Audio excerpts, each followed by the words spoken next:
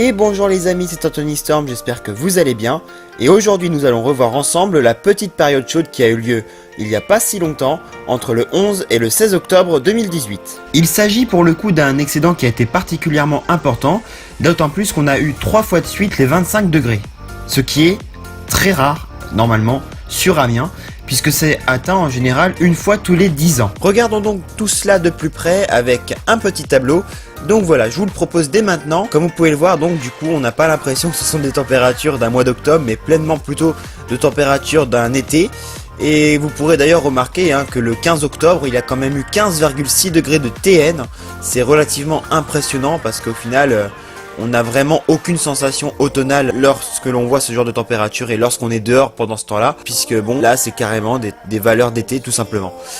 Pendant cette période douce d'ailleurs, il n'y a pas eu la moindre goutte de pluie, et comme vous pouvez le voir, on n'a même pas payé cette période de douceur, il n'y a même pas eu de pluie juste après les 25 degrés. Donc voilà, comme quoi la sécheresse n'est pas si loin que ça, puisqu'elle continue ce mois-ci. Mais on y reviendra à un autre moment. A titre de comparaison, je vous mets juste à côté les données qu'a pu avoir la station officielle d'Amiens-Glizy. Comme vous pouvez le voir, elles sont très proches de la VP2 et même parfois légèrement plus élevées. Bon, ça ne joue pas à grand chose évidemment, mais on peut voir quand même que les écarts sont beaucoup moins prononcés pendant un mois d'octobre. Alors je sais pas pourquoi, peut-être parce que l'ensoleillement est plus faible, donc les sols sont moins chauffés naturellement sur la VP2. Et donc du coup ça propose cette température quand même beaucoup plus proche entre les deux stations.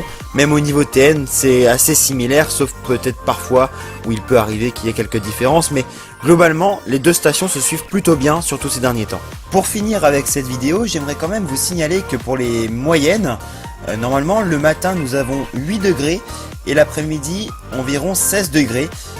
Donc au moins ça vous montre un petit peu quand même l'excédent qu'on a pu avoir quand il y a eu les 15,6 degrés le matin et les 25,1 l'après-midi.